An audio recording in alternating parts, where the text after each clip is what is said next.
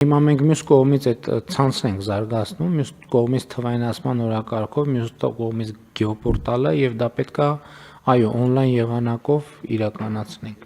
Հիշում եք մենք բանում քննարկել ենք հանրային ներդրումների կոմիտեում քննարկել ենք այդ հարցը եւ հավանություն ենք տվել շրջակա միջավայրի նախարարություններ ներկայացնում եւ այդտեղ հենց ավելի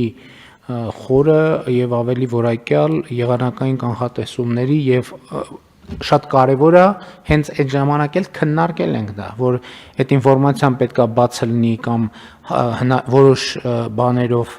որոշ պայմաններով հասանելի լինի ներդրողներին որ նրանք որևէ հողակտորի վրա ներդրում անելիս ունենան վերջին ժամանակաշրջանի եղանակային ոչ թե կանխատեսումը, այլ ինչ եղանակա գրանցել, ինչ բաներ կան, շրջափուլեր կան եղանակային եւ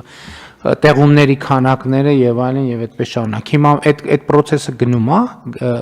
գնման գործընթացը տեղի է ունենում։ Իմ վերջի տեղեկություններով պարոն վարչապետ, այո, ֆինանսավորման որոշակի հնարավորություններ կա, բայց մենք նաև մեր միջազգային գործընկերների հետ այդ ուղղությամբ աշխատում ենք, որ հնարավոր է շուտ այդ գործիքները ունենանք եւ կանխատեսումներն է։ Մենք այդ գործիքներով թե եղանակների քանակը, թե տեսակն էլ անձրև, կարկուտ, ձյուն, այսքան կունենանք։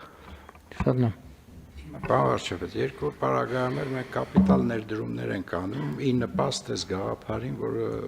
որը քննարկում ենք։ Ես կարծում եմ, որ մենք պետք է անպայման այս պայից սկսած սինխրոնիզացման մասին մտածենք, ընդ որում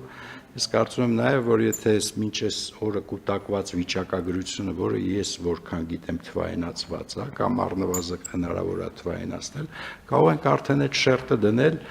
շատ ավելի իրական պատկեր կունենանք ապահովագրվելիք ռիսկերի մասին, քան ունենք այսօր, որ մեխանիկական ենք անում ըստ կադաստրի, իհարկե դա կբերի նրան, որ ակտուարական հաշվարկները հնարավոր չի լինի օբյեկտիվ անել։ Բայց հիմա այստեղ համակարգային խնդիր եմ տեսնում, որովհետև հիմա թեմաներ կան, որ ես հասկանում եմ, որ մենք կառավարության նիստում կամ առաջին անգամ ենք անդրադառնում նրան կամ բավարար խորությամբ չենք անդրադարձել։ Այս հարցերը տեսեք, երբ որ մենք մեր քաղաքականությունները սինխրոնացնելու եւ ռազմավարական կառավարման մասին ենք խոսում, սրա մասին է խոսքը։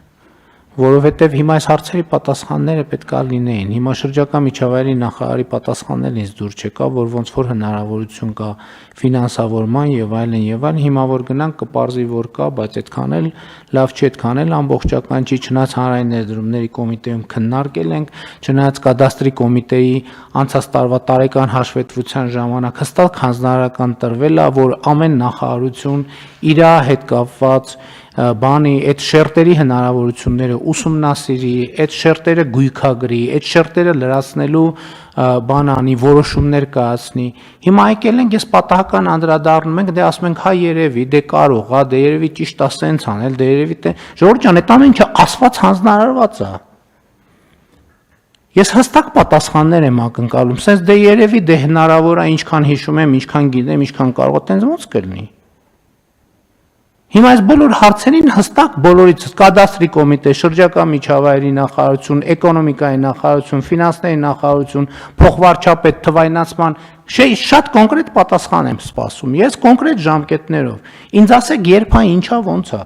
Որովհետև էլի եմ ասում, մենք բանը ամենատարբեր ֆորմատներով հարցը քննարկում ենք։ Ես չեմ կարող ամեն օր զանգեմ, ասեմ, այն երեք որ հանձնարարեցի, այդ արվում է, թե չի արվում։ Հետո մի հատ է հաջորդ օրը, հետո մի հատ է հաջորդ շաբաթ, հետո մի հատ է հաջորդ ամիս, հետո մի հատ ամառը, մի հատ ձմեռը, մի հատ գարունը, մի հատ աշունը։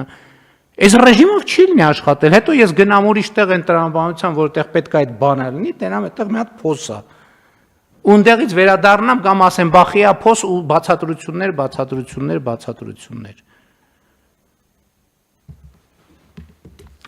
Ինձ կոնկրետ էս ինչ հարց բարձրացեցի, կոնկրետ պատասխան կտաք։ Հարցը դրվում է քվեարկության։ Ովքեր են դեմ որոշման ընդունմանը, դեմ չկա, որոշումն ընդունված։